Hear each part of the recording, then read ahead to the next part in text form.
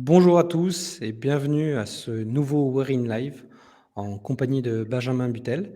Merci Benjamin de me faire l'honneur de ta présence. C'est à Aujourd'hui, moi. nous allons avoir la chance de parler d'engineering, d'example mapping ou encore de craft. Avant de commencer, je vous encourage à poser vos questions dans le chat et on essaiera avec Benjamin d'y répondre au fur et à mesure. Donc déjà, encore une fois, merci Benjamin. Donc, moi, j'ai la chance de te connaître. On s'est vu sur plein d'événements. Tu m'as accompagné sur des conférences. On a échangé plein de fois sur plein de sujets de qualité et de qualité engineering. Est-ce que tu peux quand même te présenter en quelques mots pour, j'espère, les rares personnes qui ne te connaissent pas encore? Oh là là, c'est trop d'éloges. La pression que je te mets. Bon, déjà, je suis désolé, je suis un petit peu malade, donc voix éraillée et vous allez m'entendre tousser de temps en temps. Je m'excuse par avance. Ouais, merci Jean-François. Moi, c'est Benjamin Butel. Ça fait maintenant un bon paquet d'années que je suis testeur. Ouais, ça va faire plus de 15 ans maintenant que je suis testeur. Et j'ai vraiment eu la chance durant tout mon parcours de pouvoir tester, mais dans différents contextes. Parce que j'ai fait de l'énergie, j'ai fait du militaire, j'ai fait de la téléphonie. Aujourd'hui, je fais du logiciel SaaS chez Klaxoon. Donc, tout ça m'a vraiment permis, moi, d'engranger finalement une expérience très intéressante, très enrichissante, parfois avec des normes très, très strictes, hein, notamment quand j'ai pu faire du médical. Là, on avait des normes quand même assez strictes, notamment pour la FDA, où aujourd'hui, chez Klaxoon, où on est plus justement dans ce fameux quality engineering avec beaucoup plus de processus adaptés et pragmatiques pour tendre vers les livraisons multiples par jour, du coup, et comment on solutionne ça. J'ai vraiment eu cette chance, moi, dans mon parcours, justement, de voir un peu différentes contraintes opérationnelles, différentes contraintes de delivery, et ça m'a vraiment enrichi tout le long de ma carrière. Donc, c'est ce qui fait qu'aujourd'hui, je rayonne un petit peu à travers différents articles, à travers différents webinaires ou conférences pour partager aussi justement cette expérience, que mon expérience c'est une expérience, mais chacun d'entre nous avons des expériences vraiment intéressantes à partager. Donc voilà, c'est ce qui me plaît moi dans le partage, de donner aux autres mon expérience, et s'ils peuvent en tirer quelque chose, tant mieux. On est vraiment en face sur notre idée de partager. Je pense que quand on partage, on apprend aussi des autres et c'est ça qui est super intéressant. Vraiment. Mais avant d'aller plus loin, je vais peut-être faire une précision sur l'acronyme que tu as utilisé pour ceux peut-être qui ne connaissent pas. FDS, c'est la Food and Drug Administration. Ah oui, oui, C'est pardon. lorsqu'on veut mettre un outil, notamment médical, ou en termes de nourriture aux États-Unis, il faut passer une norme qui est assez élevé. Et donc, la qualité et les tests logiciels font vraiment partie du process et ça peut être un processus relativement long pour avoir le sésame qui permette d'accéder au marché américain. Celui qui n'aime pas l'administratif, c'est pas le bon endroit. Je le cache pas. Mais du coup, c'est intéressant parce que dans ton parcours, tu as vu des choses différentes, très normées, plutôt chaotiques, on va dire. Et puis d'un coup, tu as vu un peu comme moi l'arrivée de l'agilité, tu as basculé dedans. Voilà, nous, on a connu le bon vieux cycle en V, on a connu les gens qui ne se parlaient pas, chacun de son côté. Ouais. Donc on était un peu les empêcheurs de tourner en rond. On apportait les mauvaises nouvelles, ça ne marche pas. Et tard, on les apporte tard en plus. Et en retard, et en plus, on retardait la mise en prod parce que si ça marche pas, ben, c'est de la faute du testeur qui l'a vu trop tard. On caricature à peine. Hein. Pour ceux qui connaissaient pas ça, c'était un monde où il fallait s'armer de courage, je pense, et croire en ce qu'on faisait. Mais du coup, l'agilité, je trouve, a été une vraie opportunité pour se réinventer. Mais du coup, c'est vraiment en phase avec ce qu'on voit aujourd'hui dans le quality engineering. On doit continuer à se réinventer. Comment toi, tu as vécu ça? Comment tu as embrassé ce changement? J'ai commencé moi à découvrir l'agilité, je crois que c'était chez Sopra Steria à l'époque. Effectivement, donc Sopra Steria, c'est une ESN, hein, et comme toute ESN, elle a voulu s'approprier un petit peu ces changements de méthodologie, comment accompagner les clients dans ces changements de pratiques, méthodologiques, outillage aussi, hein, parce que derrière ça tire aussi une partie outillage. Et moi, je suis tombé dedans plutôt à travers l'outillage au départ, la partie industrialisation. Comment on pouvait industrialiser le processus de test, quel outillage on pouvait mettre pour concilier à la fois un ALM alors, un HPLM, désolé, je cite le nom, mais c'était souvent l'outil phare de l'époque, un HPLM qui était finalement très issu de ce monde très normé, très cycle en V, où il fallait tout rentrer vraiment step by step, étape par étape, pardon. Alors, je fais beaucoup d'anglicisme, hein, je suis désolé. Étape par étape. Et comment on transforme ça pour aller un peu plus vers de l'industrialisation, de l'automatisation, pas que des tests, hein, l'automatisation de différentes tâches dans le processus pour permettre justement de livrer plus rapidement. Alors, pour passer peut-être de delivery qui était, allez, on a signé avec le client et là, on doit lui livrer dans 6 mois, à, on a livré avec le client, dans 6 mois, c'est le produit fini, mais entre-temps, tous les mois, on doit fournir quelque chose. Ce tous les mois, déjà, comment on fait pour satisfaire ce tous les mois avec un bon niveau de qualité, là où avant, on s'était mis en ordre de marche plutôt pour, pendant 4 mois, on développe et pendant 2 mois, on teste et on corrige. Je caricature aussi un petit peu, hein, mais voilà. Donc déjà, ça avait commencé là. Déjà à ce moment-là. Et puis ensuite, effectivement, j'ai eu la chance d'aller chez Klaxon, là où je suis aujourd'hui. Et là, on est passé d'un paradigme plutôt de la livraison mensuelle à la livraison quasi journalière. Donc, évidemment, nous aussi, on a cranté dans les années. Au début, on n'était pas forcément sur tous les jours, mais aujourd'hui, on est vraiment sur plusieurs livraisons par jour sans aucune difficulté. Vraiment. Où le produit, finalement, s'enrichit au fil de l'eau. Et finalement, l'enrichissement, comment on bascule par le pragmatisme. Quand je suis arrivé chez Klaxoon, le pragmatisme était déjà de s'imprégner de cette culture produit, donc vraiment très orienté produit, pas projet, produit. C'est le produit et qui drive finalement les priorités. C'est le client first qui drive les priorités.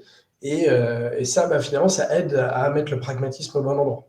Et puis ensuite, au-delà du pragmatisme, sur les méthodes, vient forcément l'outillage.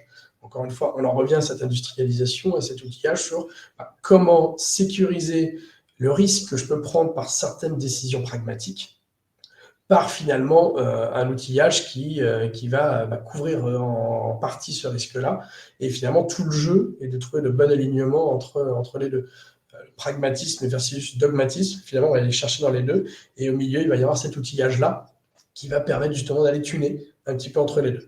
Et puis l'avantage aussi, il faut se le dire, hein, l'avantage de pouvoir livrer plusieurs fois par jour en prod, donc de pouvoir vraiment être capable de libérer de produits rapidement, c'est qu'on se permet aussi le droit à l'erreur, aux micro-erreurs, de dire, voilà, là on va prendre du risque, on assume de prendre le risque, et puis on regarde en observant des indicateurs de prod et tout, est-ce que finalement le risque qu'on a décidé de prendre, il est avéré, et auquel cas, en mode réactif, on corrige de suite.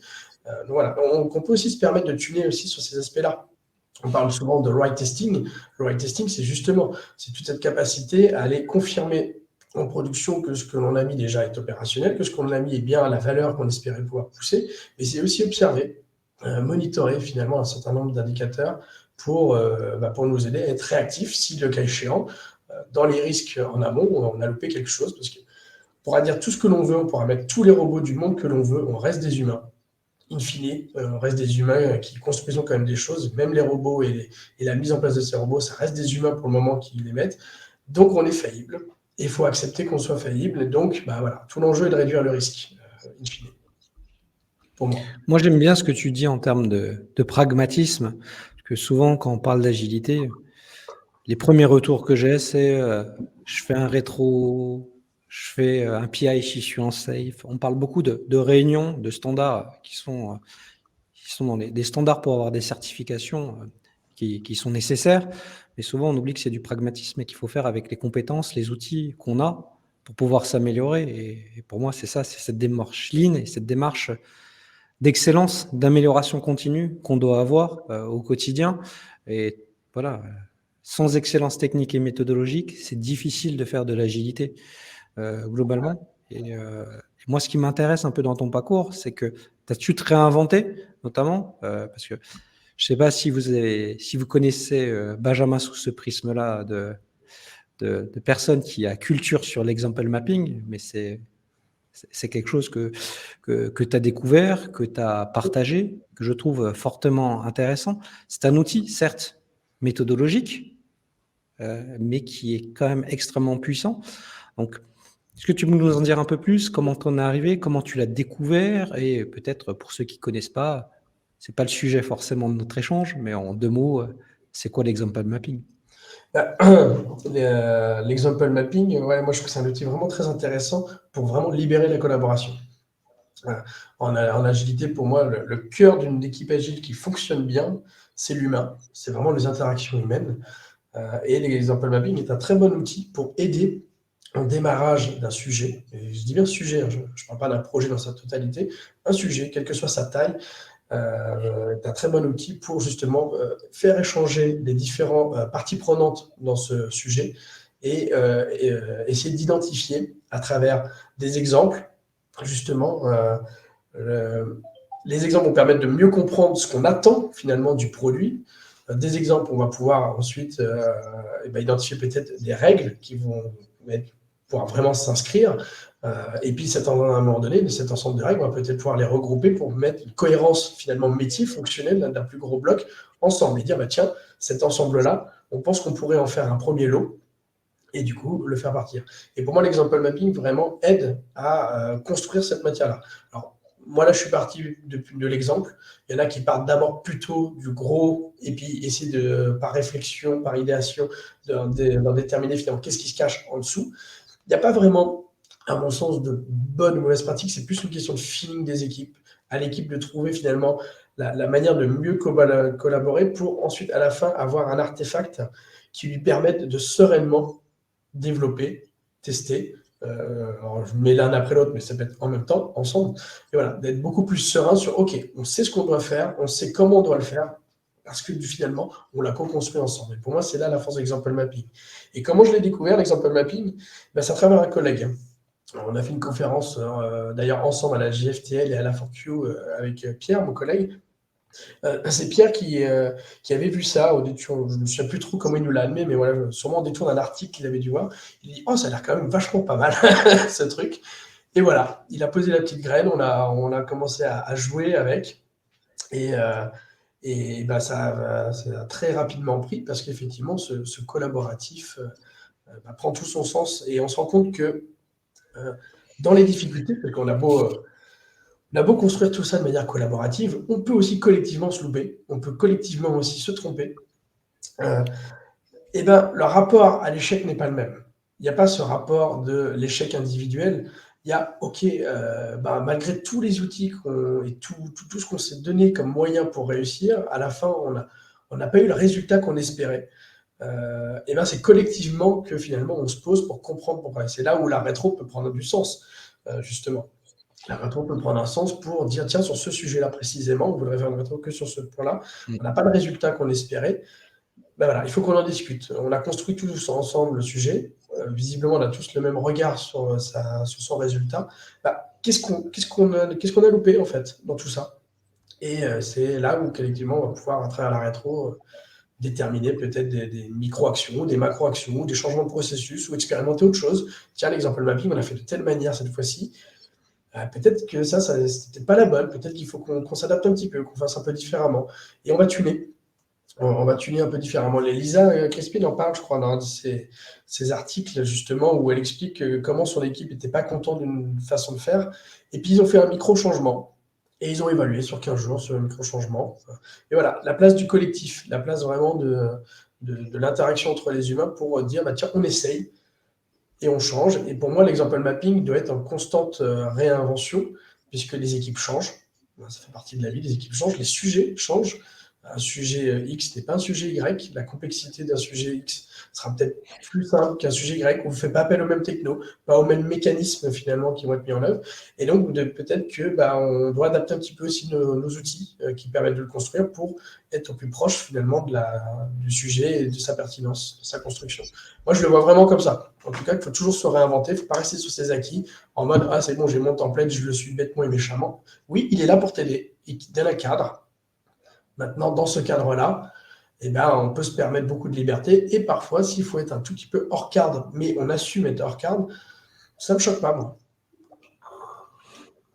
Dès lors que ça sert l'intérêt du sujet et que collectivement, du coup, tout le monde est en phase de faire ce hors cadre. Pour moi, c'est vraiment la place de l'humain, vraiment l'interaction humaine qui va vraiment driver tout ça. Ouais, c'est vrai que l'agilité, c'est collaborer avant tout. Donc, sans cette collaboration, c'est compliqué. Et je trouve que cet atelier, cette démarche prend tout son sens. Souvent, je vois des équipes qui ont une maturité très hétérogène dans l'agilité, qui veulent mettre en place le BDD. Et c'est vrai qu'ils s'enferment dans le given when then. Ce qui est une méthode intéressante, mais ça demande quand même une grande maturité et une grande habitude de collaboration. Et si on ne l'a pas, l'example mapping, je trouve que c'est une étape nécessaire, je dirais pas suffisante, mais nécessaire pour pouvoir collaborer, échanger, et de façon peut-être un peu plus ludique, sans s'enfermer dans une obligation d'utiliser un langage, voire de s'obliger à automatiser et d'avoir plus de quiproquos sur le Gherkin qu'autre chose. Voilà, je ne sais pas ce que tu en penses là-dessus, mais... Je me permets de te reprendre du coup, te reprendre en tout cas, d'être en désaccord avec un mot que tu as dit. Pour moi, le Given Tu as le Wenzel, droit. ce n'est pas une méthode. Pour moi, c'est un moyen, un format. Tout à fait. L'example mapping est un outil qui permet aux gens de dialoguer, d'échanger sur un sujet commun. Et derrière, dans cet outil-là qui permet justement, avec un cadre qui aide à structurer la pensée quand même, le Given Wenzen, ou le format Gherkin, on l'appelle comme on veut, est un format finalement de rédaction finalement des exemples et du résultat. Mais les gens pourraient très bien le faire de manière complètement graphique. Chez nous, chez Klaxoon, on fait beaucoup de choses très graphiques. Les gens pourraient très bien utiliser des outils complètement différents. Ça pourrait être du SpecFlow, par exemple, qui offre une approche un peu différente dans la structure et dans le format. Mais ça, finalement, ce sont des outils finaux pour capter le résultat de ton exemple mapping et le pérenniser quelque part. Et derrière, ces artefacts peuvent très bien être mangés en plus par des automates, pourquoi pas derrière. Voilà, très bien. Mais là, c'est mettre de l'outillage, s'imposer une structure d'outillage pour justement aller dans une logique d'industrialisation. Mais C'est ça. l'example mapping en tant que tel, et ce que moi je vois à travers le BDD, c'est plutôt déjà avant tout l'aspect communication. Il y a des équipes qui peuvent être très bien très petites et peuvent très bien faire du BDD à travers l'example mapping, et derrière ça se traduit immédiatement par des tests unitaires en fait. C'est-à-dire que la captation du résultat se fait directement en test unitaire avec la première, il en parle très bien Christophe Mousty dans son livre, avec la première boucle justement qui est au niveau BDD et la seconde boucle qui va vers le TDD beaucoup plus bas justement pour construire après vraiment le produit, son architecture. Donc tu peux avoir la double boucle comme ça, mais au final, s'il n'y a pas cet échange entre les humains, tu peux faire toutes les boucles que tu veux. Si les gens n'ont pas compris la même chose de ce qui est attendu, à la fin, ça sera quand même loupé. Donc tout l'enjeu est Tout à vraiment fait. le discours. C'est l'alignement. Et il y a une question qui disait, mais le test unitaire est lié à la méthode TDD. Je me permets de répondre, Benjamin. Oui, à la base, le BDD a été fait pour améliorer le TDD. Donc oui, c'est peut-être un raccourci qu'on a dit, mais oui, c'est une approche. Quand on fait du BDD, quand on va faire du test unitaire, ça va être une démarche TDD à 99% des cas. C'est comme tout, en fait, ces termes-là deviennent pour moi un peu galvaudés parce que d'un contexte à l'autre, on ne va pas y mettre la même définition et les mêmes pratiques. C'est pas très grave en fait. C'est juste que c'est vrai que quand on discute les uns avec les autres, ça peut poser des difficultés de compréhension.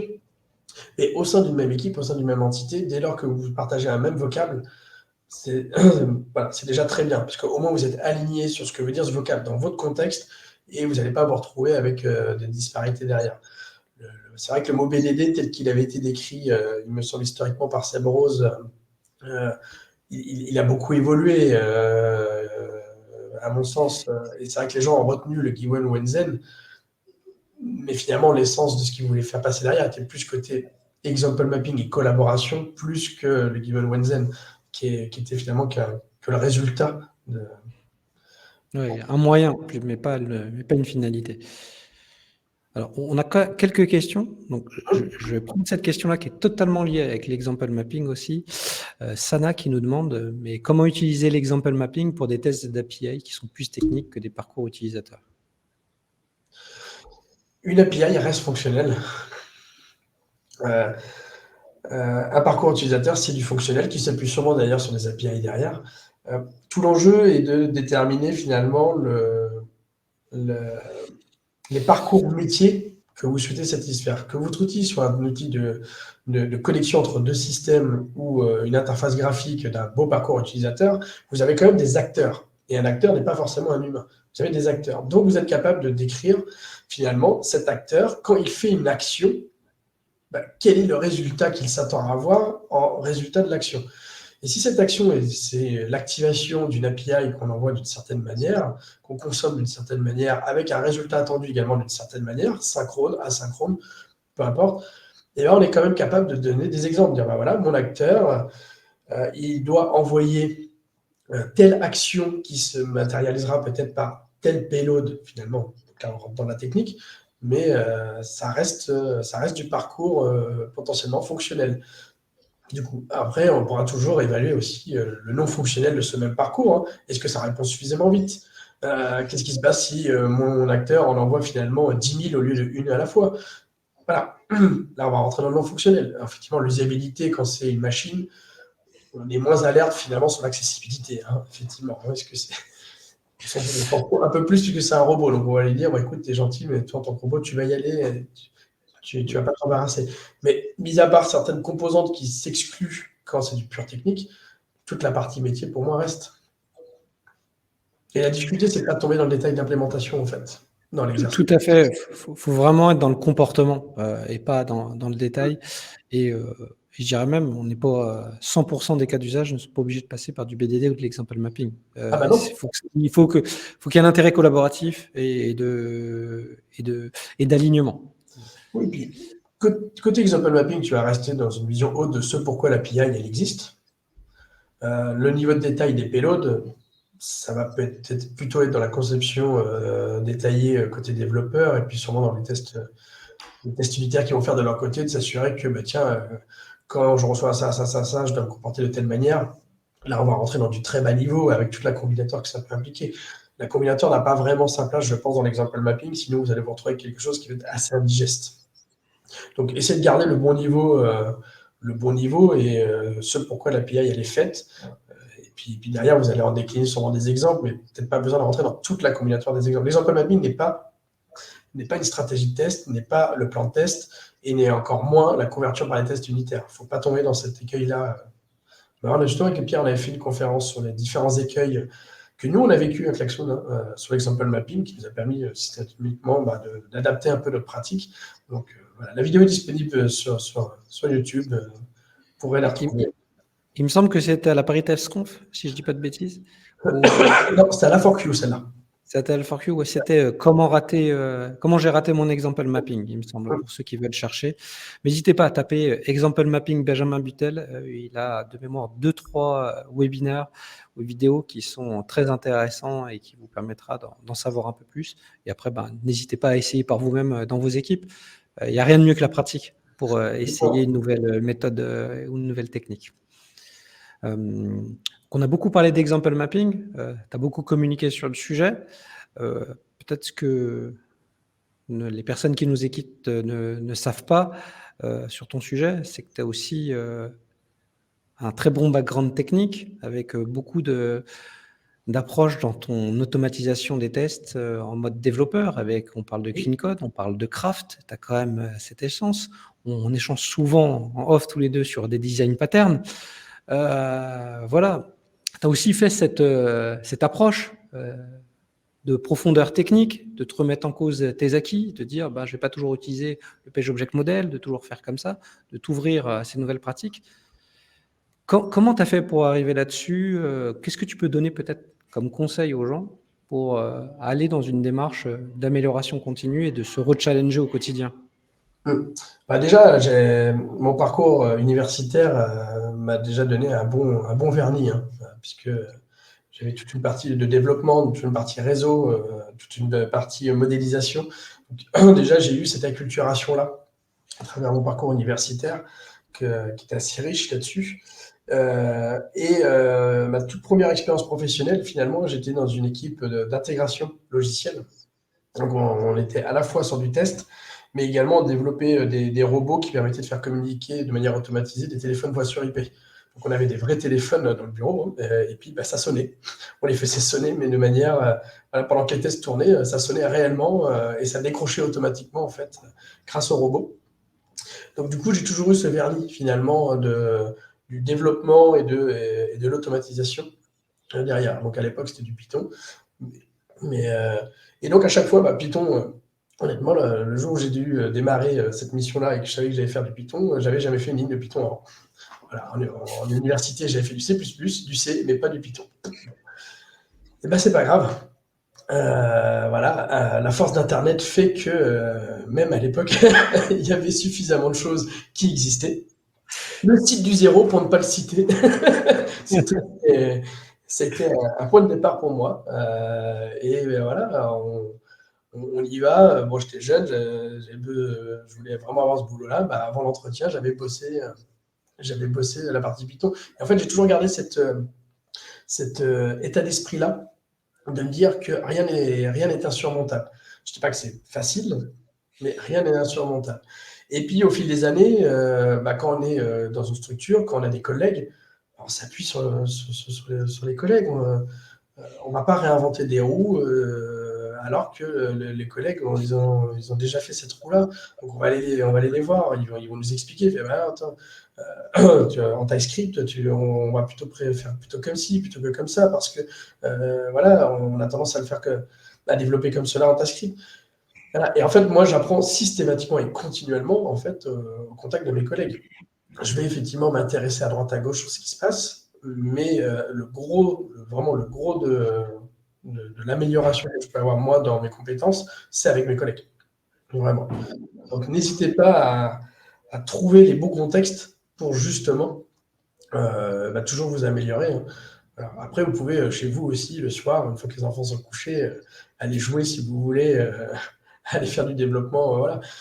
Je l'ai fait un temps, mais bon, au bout d'un moment, on vieillit aussi, et puis on aime bien se poser. Voilà. Donc, on trouve un juste milieu. Donc voilà. Mais tout est question vraiment de contexte. Si demain, il y a des phases, je trouve, Benjamin, il y a des moments où on a envie de découvrir des nouvelles choses. On a beaucoup travaillé sur la méthode, sur la communication, sur l'échange. On communique beaucoup, donc on a travaillé aussi ces compétences-là. Mais il y a des moments où on a envie de revenir sur de la technique parce qu'on voit des choses qui évoluent, on a envie de les comprendre. On voit des gens qui en parlent très bien, donc on comprend le concept de base, mais on se dit, mais concrètement, c'est quoi la complexité de le mettre en place si je veux le mettre dans mon équipe, dans mon projet? Et c'est vrai que moi, j'aime bien comprendre les choses, toi aussi, et ça passe des fois par mettre les mains dans le cambouis. Donc, certes, on est des passionnés, c'est pas donné à tout le monde, on vous demande pas à tous de faire l'effort de travailler tous les soirs et tout le week-end. Je pense que c'est une question d'envie, de moment, d'opportunité. Mais c'est important de travailler ces différentes compétences au fur et à mesure de sa vie. Alors, moi, je pense que c'est d'autant plus important, mais c'est un avis personnel. Hein, je sais que tout le monde ne partage pas cet avis-là.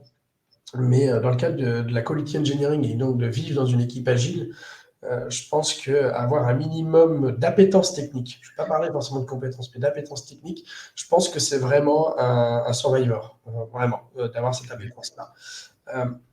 Je sais que moi aujourd'hui, j'ai aucun souci à aller lire des PR des développeurs pour aller proposer des améliorations ou pas dans le code. Tout le monde ne va pas forcément aller jusque-là, mais ne serait-ce que déjà être capable de lire un code, de comprendre et du coup d'échanger avec les développeurs sur ah ok, donc du coup on a fait ces modifications-là, donc en termes d'impact sur le fonctionnel métier, puisqu'on a aussi cette compétence fonctionnelle-là à côté, du coup ça facilite les choses. Et encore une fois, grâce à ça, on est où? On est dans l'échange en fait. On n'est pas dans tiens, donne-moi ton truc et je vais faire les tests qu'il y a derrière. Après, il te dire ah, ça marche pas. Je suis aussi dans la compréhension de la difficulté que peut rencontrer le développeur dans la modification qu'il a faite. Je participe également à l'amélioration. Et si derrière ça marche pas, et finalement, la responsabilité devient commune finalement, parce que j'ai aussi eu un droit de regard dessus, puis finalement on se rend compte que la compréhension commune qu'on a eue de la modification n'a pas le résultat qu'on s'attendait à avoir.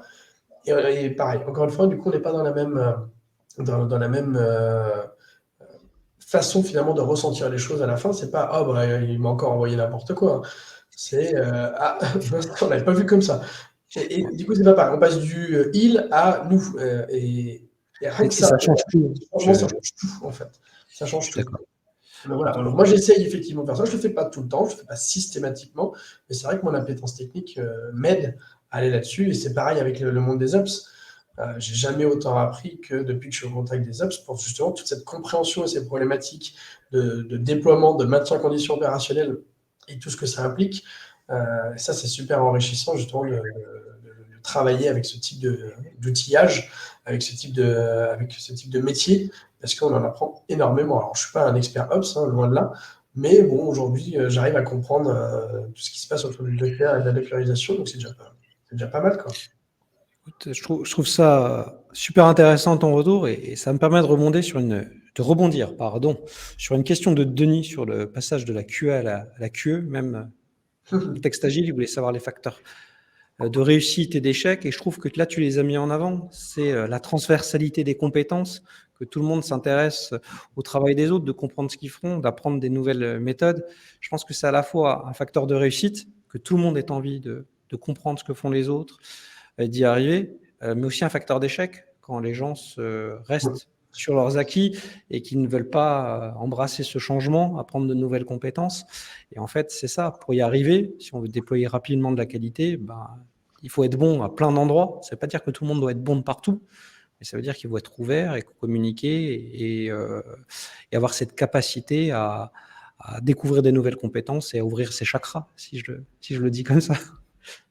Ah ouais, exactement. Après, là, on parle de la QE Unit en tant que compétence, effectivement. On m'a jamais parlé d'équipe pluridisciplinaire, parce que tout l'enjeu, c'est au sein de l'équipe, c'est comment elle peut être le plus autonome possible pour prendre le sujet en entrée et l'amener jusqu'au bout. Grosso modo, et le jusqu'au bout, c'est en prod, et puis s'il y a un truc qui se passe mal en prod, on est capable de le gérer. C'est facile à dire. Dans la réalité, c'est plus difficile, parce qu'on reste une somme d'humains, avec chacun nos forces et nos faiblesses. Et c'est pas parce que individuellement on a des faiblesses que les forces des autres comptent toutes les faiblesses des individus. Donc voilà. Donc, au final, l'équipe a elle-même des forces et des faiblesses. Et voilà. Et ce qui permet de réduire le risque sur les faiblesses, c'est là où on parle de processus et d'outillage. C'est ça qui va venir réduire encore un petit peu plus le risque. Pour le reste, il faut accepter que c'est la vie. Une autre phrase avec un collègue de développeur où des fois on se dit là, c'est la vie, en fait. Là, faut l'accepter. Des fois, ça se passe bien, on ne sait pas pourquoi. Des fois, ça se passe mal, on ne sait pas pourquoi. Des fois, il faut juste l'accepter. On aurait pu faire plein de choses complémentaires que ce truc-là. On l'aurait juste pas vu. Et des fois, il faut accepter aussi ce qui se passe. Oui, il faut l'accepter, il faut être philosophe et de se dire qu'est-ce qu'on peut faire la prochaine fois pour l'éviter, histoire de ne pas reproduire toujours la même erreur. C'est ça qui est dommage là-dessus. Donc, non, mais c'est super intéressant ton retour, mais comme vous voyez, je pense qu'on pourrait parler la journée avec Benjamin. Malheureusement, nos sessions de We're in Live ne durent qu'une demi-heure et on est en train de déborder. Donc, je vois qu'il y a d'autres questions qui arrivent qui sont intéressantes sur l'ISTQB, Quality Engineering ou sur le screenplay pattern. On pourrait en parler avec Benjamin. Malheureusement, on ne va pas avoir le temps d'y répondre. Donc, je vous encourage à nous contacter en direct sur LinkedIn, de nous poser ces questions-là et on essaiera d'y répondre le plus diligemment possible et le plus rapidement possible sur les réseaux. En tout cas, moi, je vous remercie à tous pour votre présence, pour vos questions. Je remercie infiniment Benjamin pour sa disponibilité. Je sais qu'en ce moment, il est sur plein de sujets. Donc, merci Benjamin, c'était un grand plaisir. Je peux prendre une minute supplémentaire, du coup ? Bien sûr que tu peux prendre une minute supplémentaire. J'en profite. Un des sujets qui m'anime énormément en ce moment, c'est la ParisTest Conf, parce que je fais partie de l'équipe d'organisation. Donc, n'hésitez pas à suivre la ParisTest Conf sur LinkedIn, sur Twitter. On est en train vraiment de communiquer énormément. Ça sera le 10 octobre à Paris. Du coup, donc voilà, n'hésitez pas à suivre l'actualité. Bientôt, le CFP va s'ouvrir. Bientôt, la billetterie va s'ouvrir. Donc voilà, si vous voulez vraiment être au fait des dernières news de la ParisTest Conf, suivez-nous sur les réseaux sociaux, vous aurez toutes les infos. Et la newsletter également en allant sur notre site paritestconf.com. Il y a la newsletter auquel vous pouvez vous inscrire. Vous allez avoir toutes les infos. Donc voilà, on est dans les starting blocks. Merci Benjamin. N'hésitez pas à vous inscrire. Et nous, prochain We're in Live dans 2 mois. On sera aussi présent à la JFTL avec plusieurs conférences. Donc, je vous dis à très bientôt. Merci pour tout. Merci, bye bye. Au revoir.